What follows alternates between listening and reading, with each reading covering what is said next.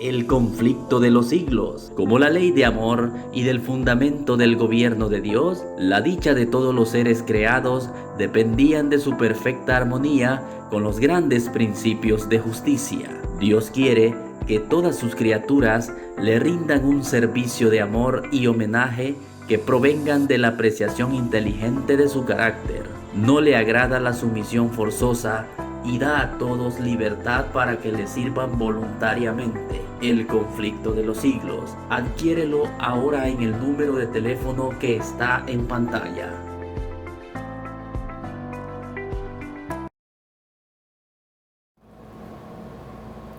Muy buenas tardes.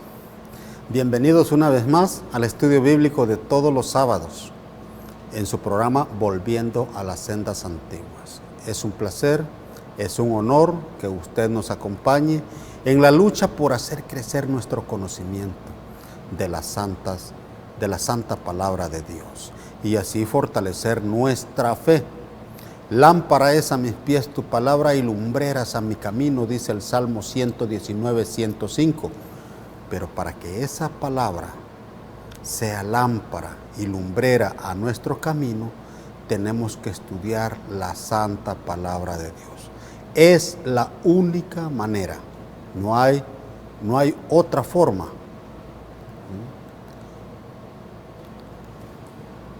Pero antes de continuar, por favor, acompáñeme. Necesitamos pedir al Creador su bendición para esta hora, porque de lo contrario corremos el riesgo que algo pueda suceder y no lleguemos al objetivo que necesitamos, que queremos. Acompáñeme, por favor. Bendito Señor, en el nombre de Jesús, muchas gracias, Padre, porque estamos una vez más en este lugar con el más firme propósito, Señor, de estudiar tu santa palabra, para que tú nos hables, para que tú nos ilumines, para que tú nos abras el entendimiento con tu Santo Espíritu, Señor. Bendice esta hora de estudio, bendice a todos aquellos que escuchen esta palabra, Señor, y bendice a tu siervo. En el nombre de Jesús, Padre, amén y amén. Muy bien. El tema de hoy se titula La batalla que comenzó en el cielo y se trasladó a la tierra. Hace mucho tiempo atrás, antes que el Señor creara la tierra, y no había personas, solamente innumerables ángeles en el cielo, ángeles que ministraban y estaban al servicio de Dios. Entre todos ellos, entre todos estos ángeles, estaba Lucifer, un ángel alado, que era el sello de la perfección, lleno de sabiduría y de perfecta hermosura, según lo explica Ezequiel capítulo 28, específicamente en el versículo 12. Este ángel tenía una tarea muy importante en el cielo y muchos ángeles lo admiraban, muchos ángeles lo respetaban, pero con el tiempo comenzó a pensar que tal vez podría sacar algún provecho con todo ese honor. E incluso llegó a pensar que tal vez podría llegar a ser igual que Dios. Isaías 14:13 nos habla de lo que les estoy narrando. Ahí tiene el versículo en pantalla. Con estos pensamientos de grandeza en su corazón, convencido de que podía llegar a ser igual que Dios, convenció también a otros ángeles que también querían ganar algo para sí mismos. En lugar de dar la gloria, en lugar de dar la honra y la alabanza a Dios.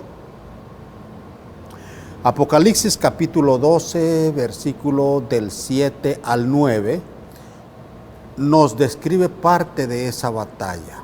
Nos dan una idea de esa batalla, de esa guerra, si usted lo quiere llamar así, Y dice de la siguiente manera, Apocalipsis 12, vamos a leer del 7 al 9, y dice: después hubo una gran batalla en el cielo.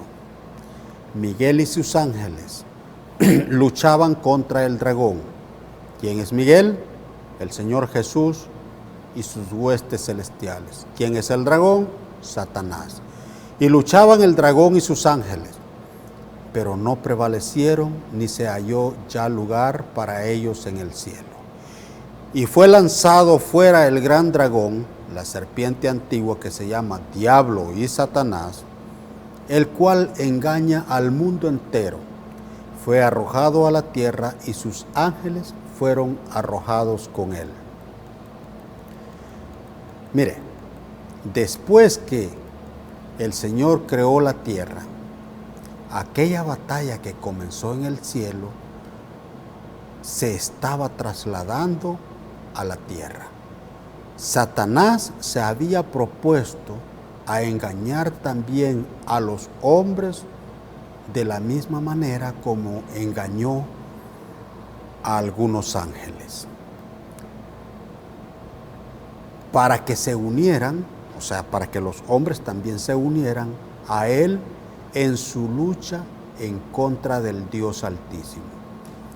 Y la lucha comenzó ya aquí en la tierra, comenzó en Génesis 3, del versículo 1 al versículo 5, vamos a leer, dicen de la siguiente manera, mire: pero la serpiente era astuta más que todos los animales del campo que Jehová Dios había hecho, la cual dijo a la mujer: ¿con que Dios os ha dicho, no comáis de todo árbol del huerto?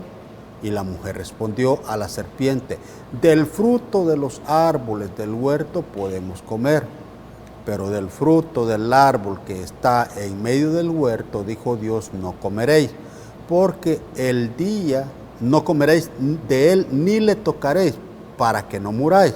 Entonces la serpiente dijo a la mujer: no moriréis, sino que sabe Dios que el día que comáis de él, serán abiertos vuestros ojos y seréis como Dios, sabiendo el bien y el mal. En ese momento, fíjese bien, en ese momento, en lo que nos narra el versículo 5, los pensamientos de la mujer fueron tentados a ser como los de Satanás, queriendo ser como Dios. Querer ser como Dios es lo que Satanás había querido ser. Era su sueño, era lo que él anhelaba. Nos lo dice Isaías 14, capítulo 14, versículos 13 y 14. Mire, aquí está lo que Satanás tenía en su corazón.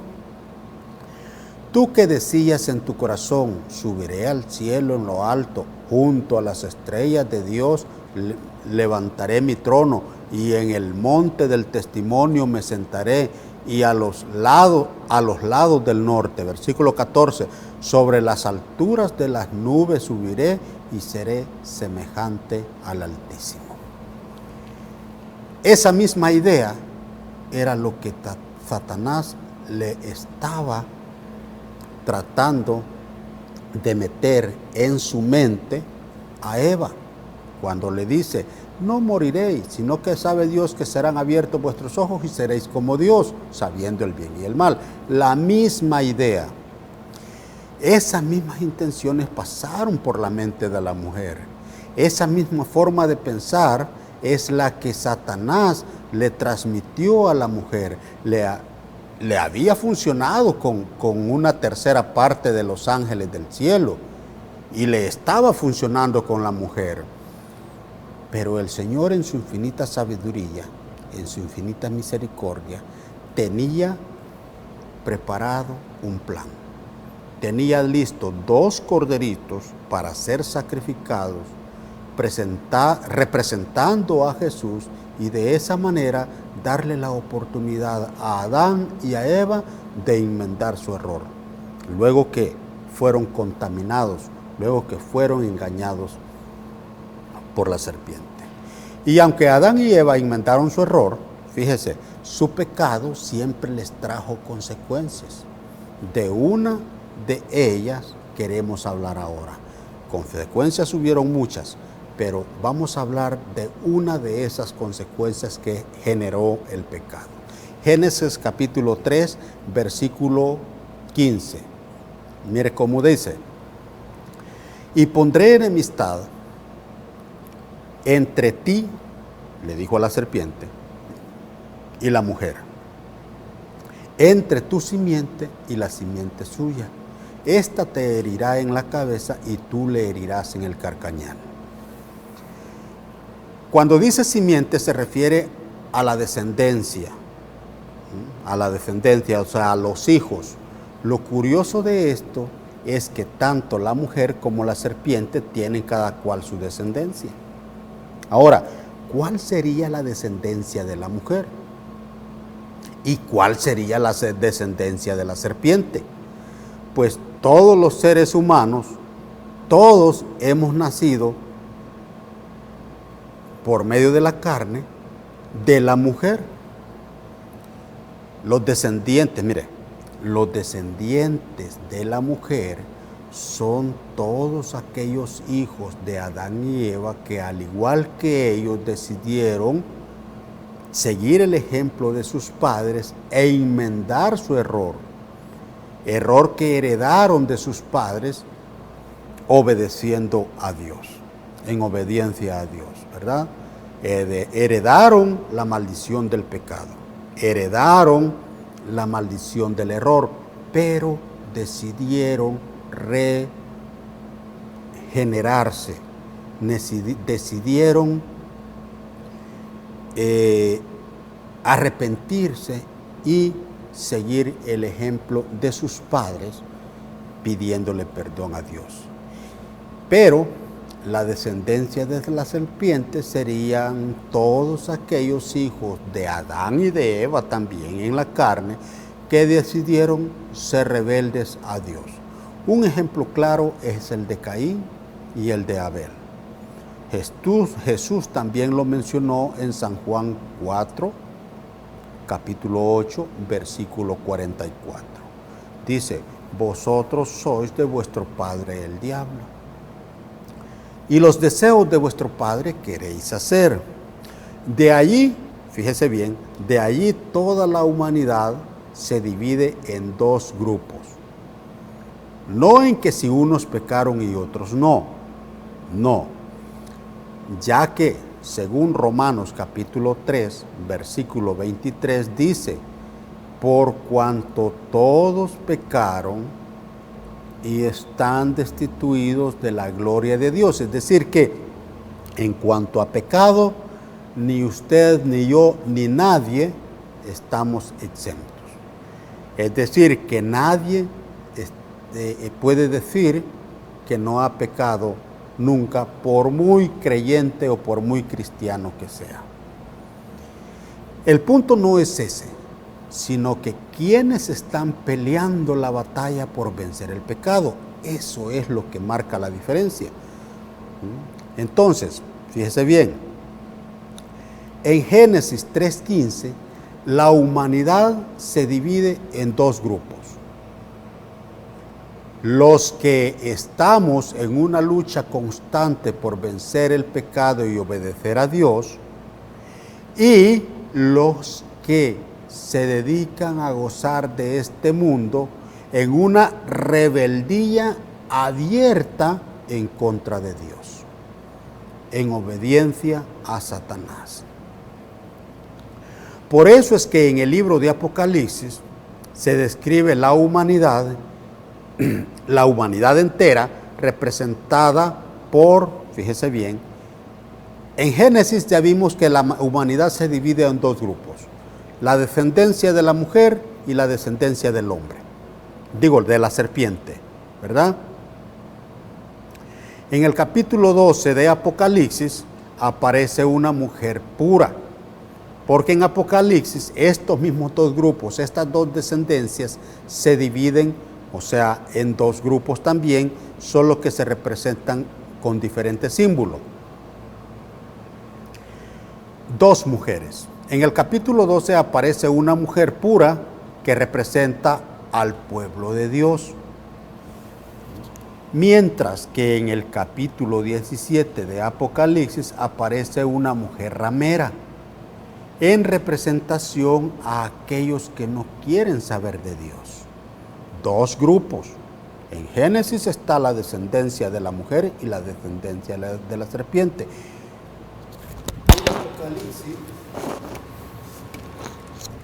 En Apocalipsis aparecen dos mujeres. Una es la mujer pura de Apocalipsis 12 y la otra es la mujer ramera de Apocalipsis 17. Ahora, vamos a leer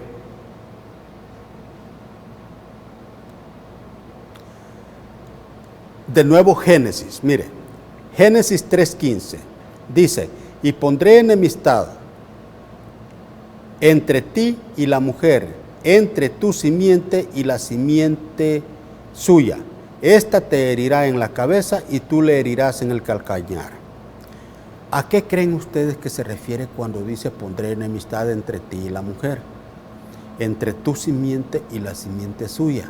Mire, esas son luchas, esas son batallas, esas son guerras. Ahora, esas luchas, esas batallas, esas guerras se pueden percibir en el ámbito político, en el ámbito religioso y en el ámbito personal. Toda la historia del pueblo de Dios, desde que salieron de Egipto, ha sido de guerras y guerras y más guerras. Mientras que el pueblo de Dios, fíjese bien, en Egipto, mientras que el pueblo de Dios avanzaba por el desierto, Satanás incitaba a las naciones vecinas para que le hicieran la guerra al pueblo de Dios y así evitar que llegaran a la tierra prometida. Usted puede leer eso en el capítulo de Éxodos. Éxodos allá por el versículo 8 hasta el versículo 16. Como el rey de Amalek, incitado por Satanás, le hizo la guerra al pueblo de Dios, tratando de evitar que llegaran a la tierra que Dios le había prometido a Abraham. Era una guerra literal. Dios le prometió a esa tierra a Abraham. Dios sacó al pueblo de Egipto y los llevaba por el desierto, y habían naciones, Satanás incitaba a naciones que le hacían la guerra. Eran guerras literales, pero que había alguien atrás de todo eso moviendo los hilos. Los reyes que guerreaban, los protagonistas de las guerras, eran simplemente unos protagonistas secundarios. Los principales protagonistas estaban en una lucha que inició en el cielo, una lucha de Satanás en contra de Dios. Mire, en Éxodos capítulo 17, versículo 16, mire lo que dice: por cuanto la mano de Amalek se levantó contra el trono de Jehová, Jehová tendrá guerra con Amalek de generación en generación. ¿De qué está hablando? Está hablando de una guerra. ¿Qué clase de guerra? Es una guerra literal, donde un pueblo, donde una nación pelea en contra de otra. Para nosotros es una guerra literal, pero en realidad es una guerra celestial que comenzó en el cielo, en una lucha en el cielo entre Satanás y Dios. Mire, la tierra de Canaán, la tierra que Dios le prometió a Abraham, fue conquistada a base de guerras. Todo el libro de Josué registra esas guerras y la historia también lo confirma. Todas las guerras que han sucedido en la historia del mundo, de reinos contra reinos, países contra países, tienen un solo propósito: dominio y poder.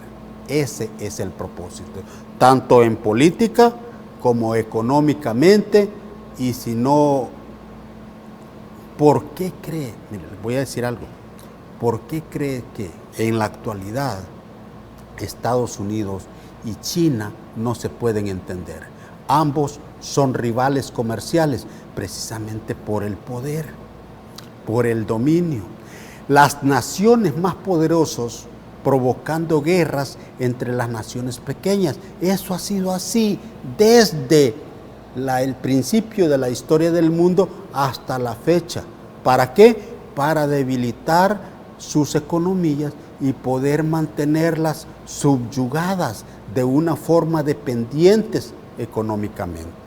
Eso ha sido así desde siempre. En el capítulo 7 de Daniel encontramos ejemplos bíblicos de reinos en guerra, de países en disputa por el dominio y el poder, y específicamente en el capítulo 7 de Daniel, versículo 2. Mire usted lo que dice. Daniel dijo: miraba yo en visión de noche, y he aquí que los cuatro vientos del cielo combatían en el gran mar. Pongamos mucha atención a lo que dice este versículo. Miraba yo en visión de noche, y he aquí que los cuatro vientos del cielo, es decir, que fuerzas celestiales estaban en guerra. ¿En dónde? Combatían en el gran mar. Otra vez lo leo.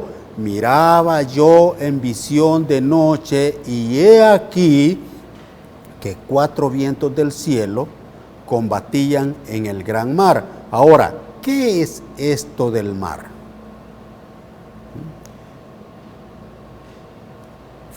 Los cuatro vientos son cuatro extremos del cielo. Lo mismo sería si fuera la tierra, los cuatro extremos de la tierra. Y si son del cielo es porque son fuerzas celestiales. Pero ¿por qué dice que combatían en el gran mar? Porque era una guerra que comenzó en el cielo y que se trasladó a la tierra y que está en disputa aquí en la tierra en la actualidad. Apocalipsis capítulo 17, versículo 15, nos aclara. Mire usted lo que dice. Y me dijo también: las aguas que has visto donde la ramera se sienta son pueblos, naciones, pueblos, muchedumbres, naciones y lenguas. Mire, lo que quiere decir que aguas en símbolo bíblico significan lugares habitados, multitudes de gentes. Son pueblos, muchedumbres, naciones y lenguas. Eso es lo que dice el versículo 15 de Apocalipsis 17. Ahora, en el mar es donde se concentra la mayor cantidad de aguas en la tierra. O sea, que en los lugares en donde se concentra la mayor cantidad de población son los que estaban en guerra, son los que están en guerra según la visión que vio Daniel. Por eso dice Daniel: miraba yo en visión de noche, y he aquí que los cuatro vientos del cielo, o sea, porque es una batalla que comenzó en el cielo, combatían en el gran mar, combatían en la tierra. ¿De qué forma? En guerras literales. O sea que fuerzas celestiales están combatiendo, y esa guerra que comenzó en el cielo se ha trasladado a la tierra. Y esa batalla de fuerzas celestiales aquí en la tierra se traduce en guerras de nación contra nación, de país contra país, en un esfuerzo de Satanás por tomar el control, por tener el dominio del mundo.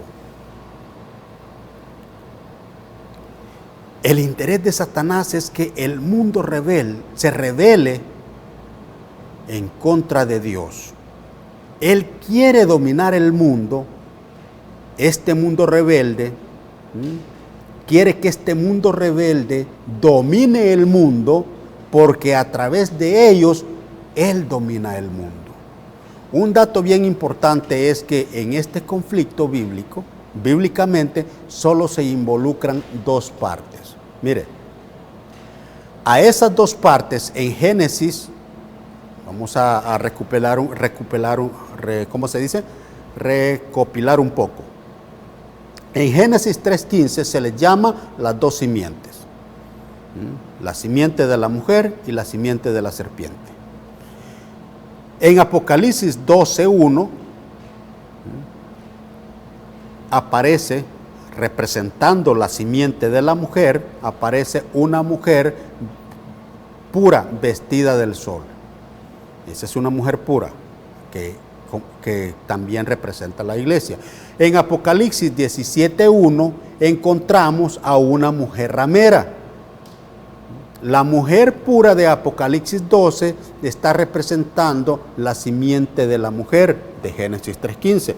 Y la mujer ramera de Apocalipsis 17 está representando a la descendencia de Satanás de Génesis 3:15 también. Ahora fíjese bien, también estas dos partes en conflicto se identifican con dos ciudades. En Apocalipsis capítulo 21, versículo 2 se menciona una nueva Jerusalén. Leámoslo si quiere. Mire, dice, y yo Juan, versículo 21:2, y yo Juan, vi a la santa ciudad, la nueva Jerusalén, descender del cielo de Dios, dispuesta como una esposa ataviada para su marido.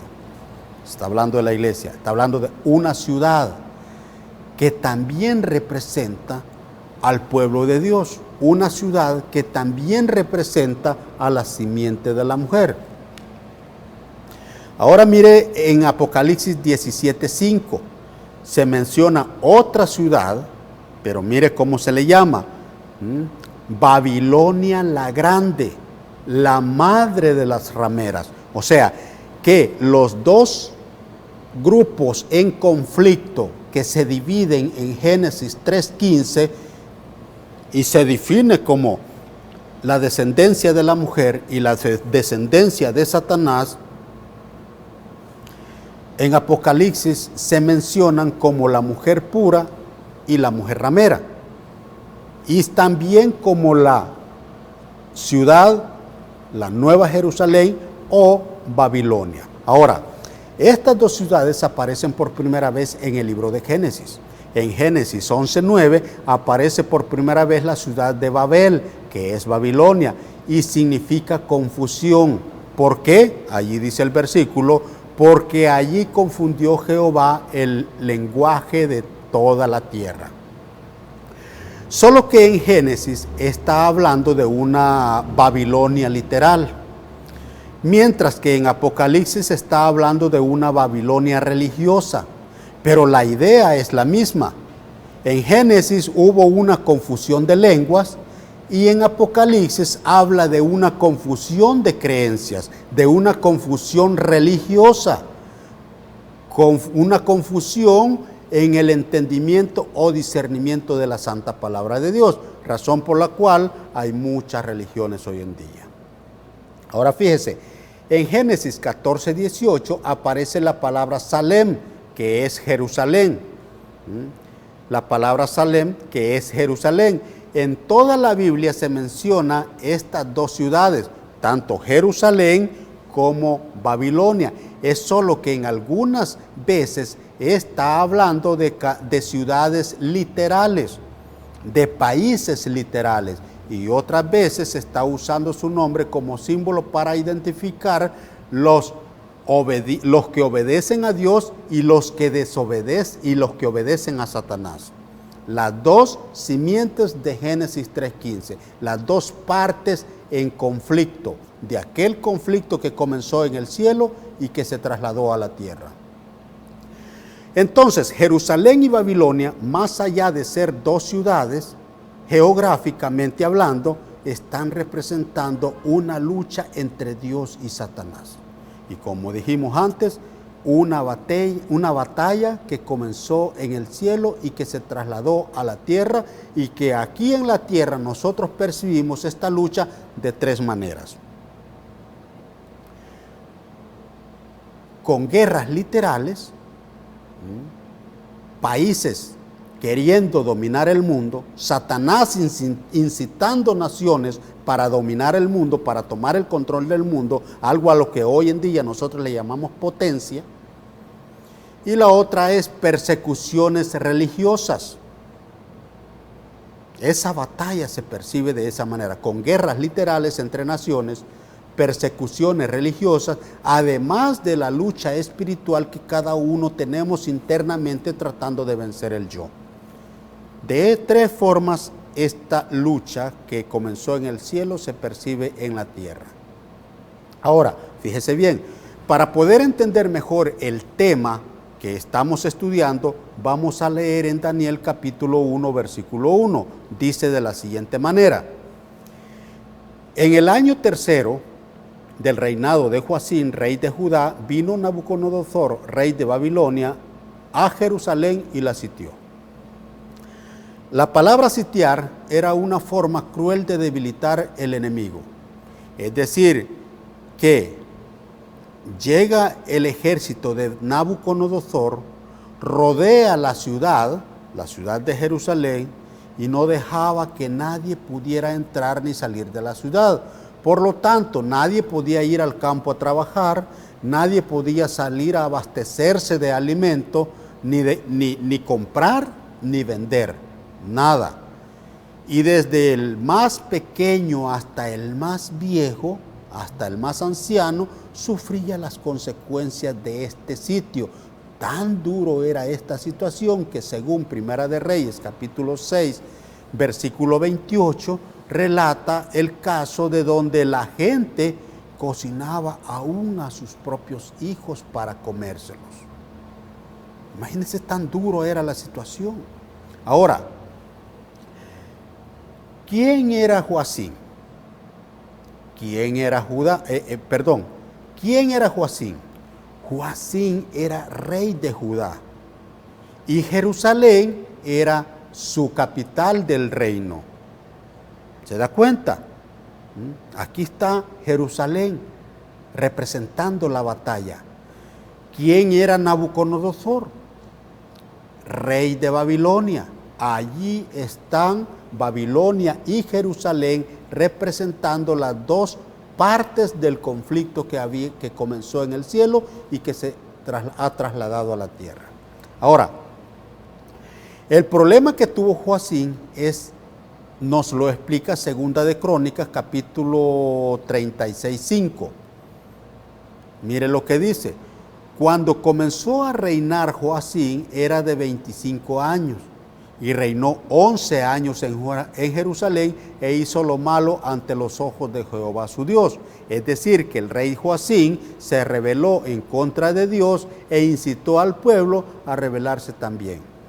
Por eso es que Daniel 1:2 dice: y el Señor entregó a sus manos a Joacim, o sea, a manos de Nabucodonosor, rey de Judá.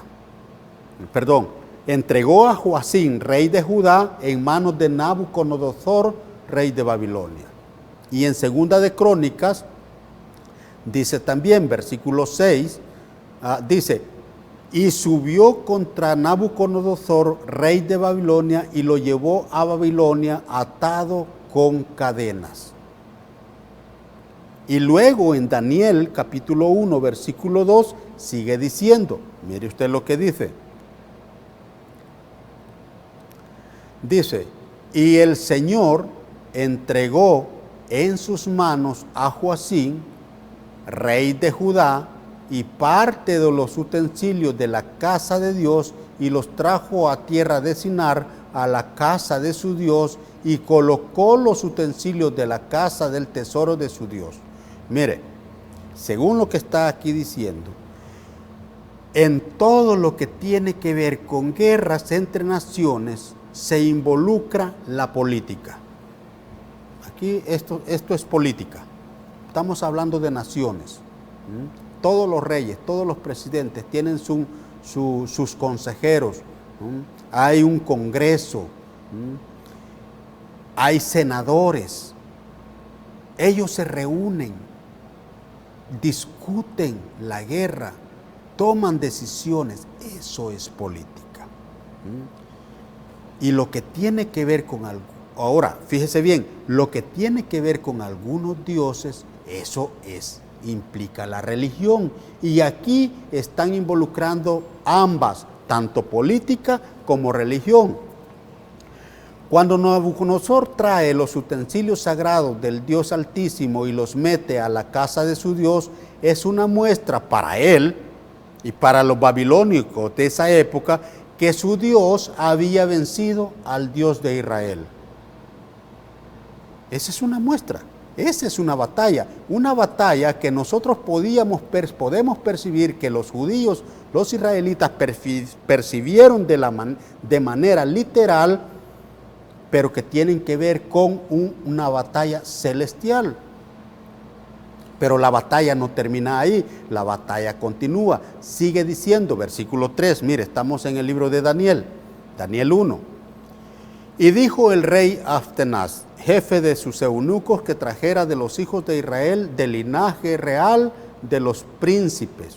Versículo 4. Muchachos en quienes no hubiese tacha alguna, de buen parecer, enseñados en toda sabiduría, sabios en ciencia y de buen entendimiento, e idóneos para estar en el palacio del rey, y que les enseñasen.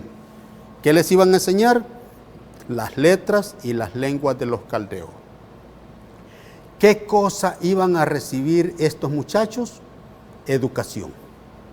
Satanás se había propuesto educar a estos muchachos a su manera para borrar de sus mentes lo que ellos habían aprendido del Dios de Israel. Ese era el propósito principal. En pocas palabras, en otros términos diríamos en mi país, les estaba lavando el cerebro. Una de las técnicas que Satanás usa es que siempre busca mentes brillantes, gente que tenga influencia sobre los demás, los educa y luego los envía a ejercer su influencia para arrastrar al resto de las personas.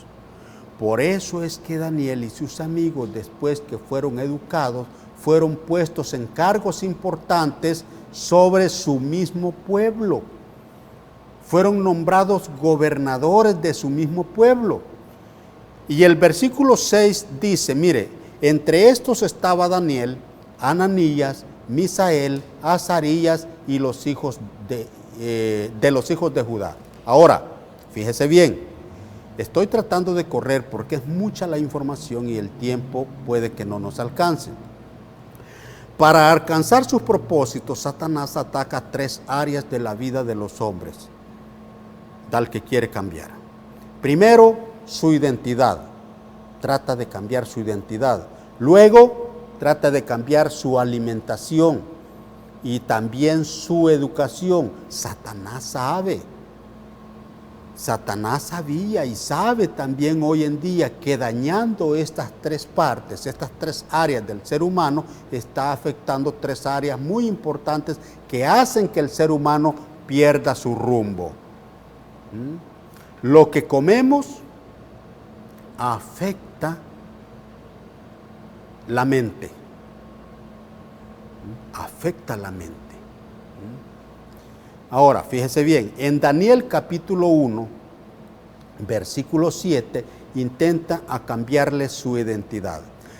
Versículo 7, a estos el jefe de los eunucos puso nombres, puso a Daniel Belsasar, a Ananías Sadrach, a Misael Mesac y a Azarías Abednego. Ahora fíjese bien, por favor, ponga atención a esto. ¿Qué significa Daniel? Significa Dios es mi juez. ¿Qué significa Belsasar? Significa Bel protege la vida del rey.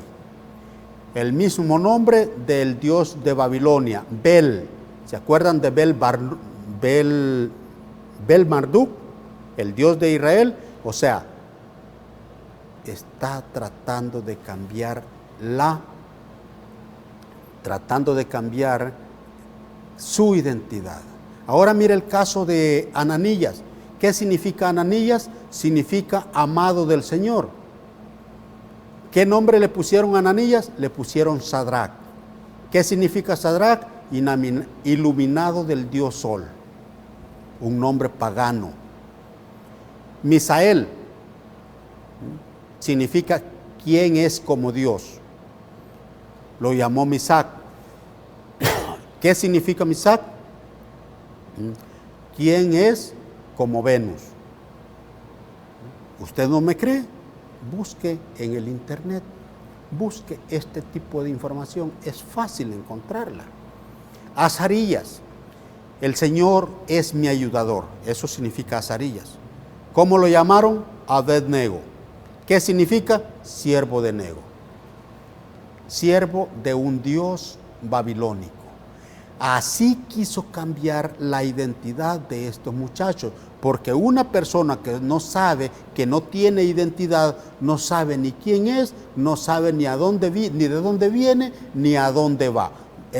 Satanás trata de entorpecer la identidad de las personas.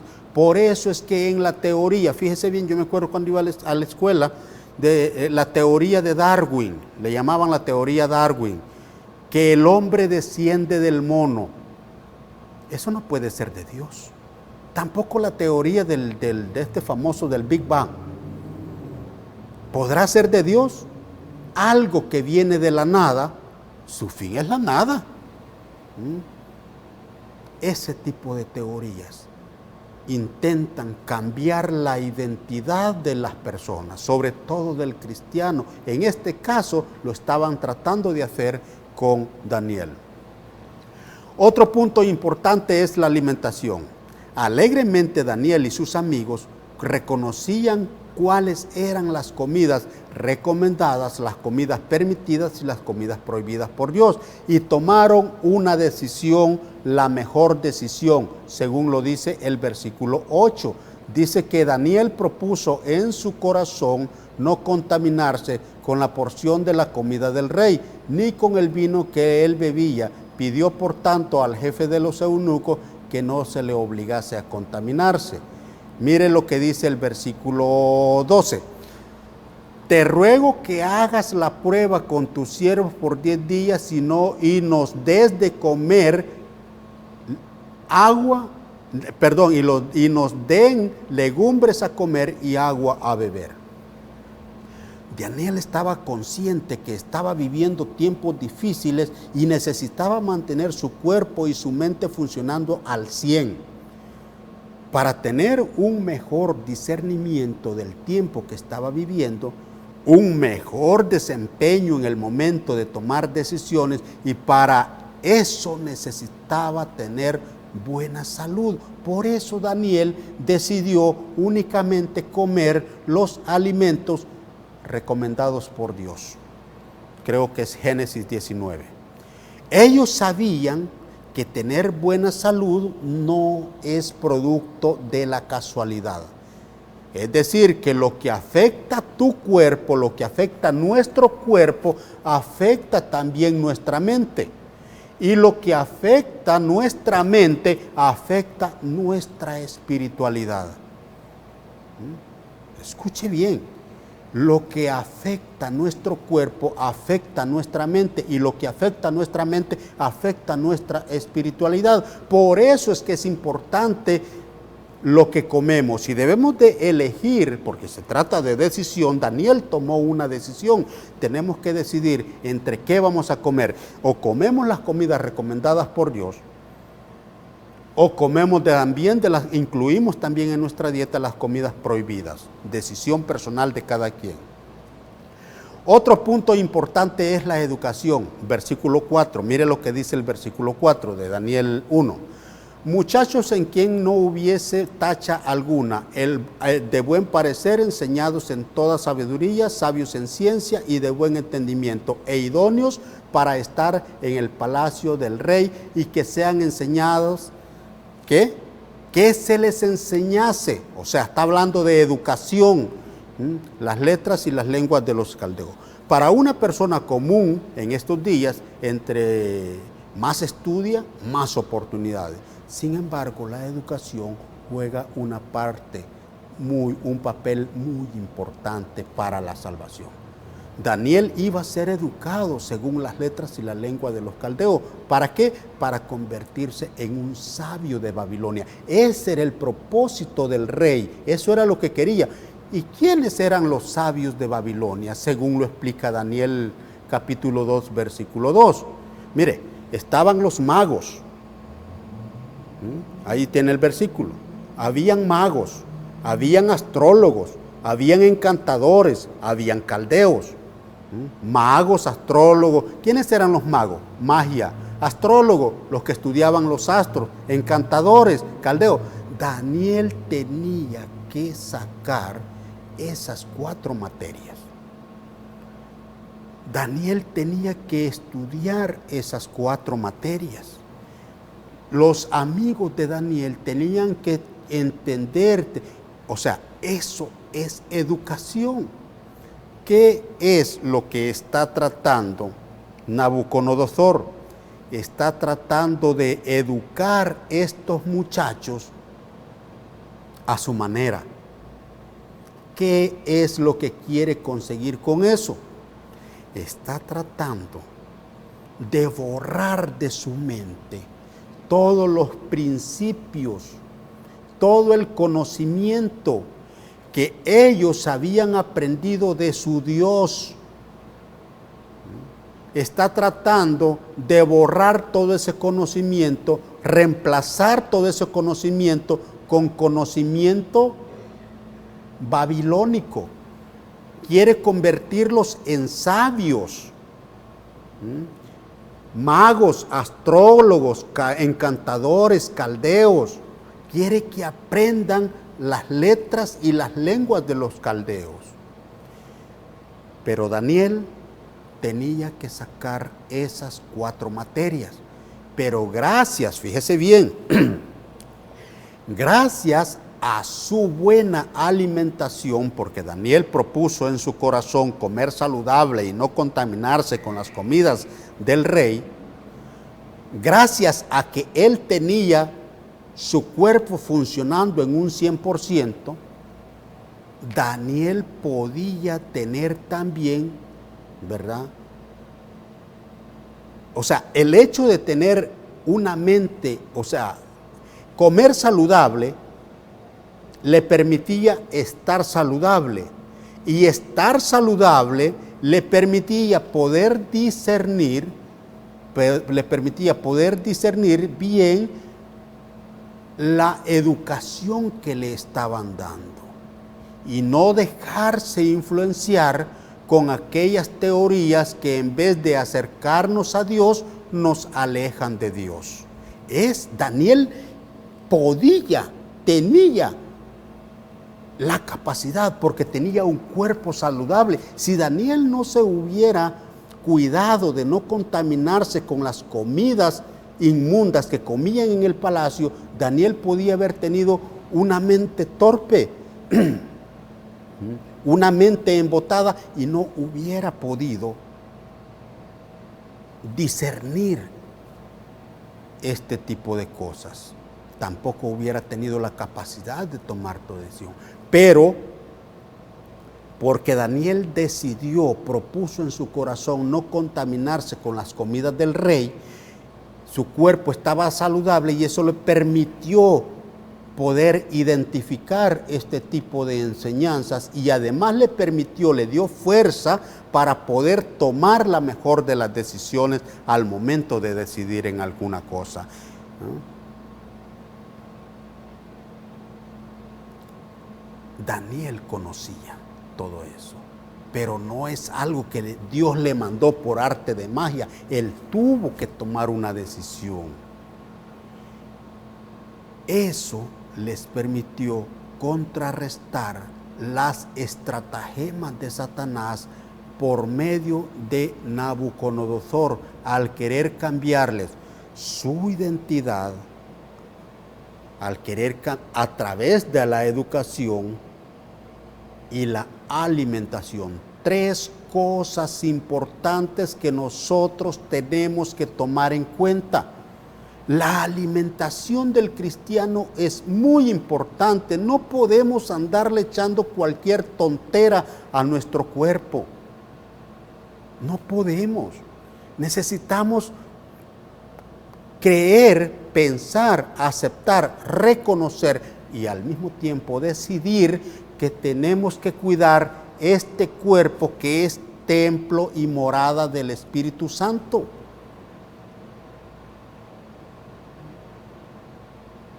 Daniel conocía, Daniel entendía y le permitió tomar esta decisión. Ahora fíjese bien, empezamos hablando de una batalla que comenzó en el cielo. Miguel y sus ángeles combatían contra el dragón y sus ángeles. Esa batalla se traslada a la tierra.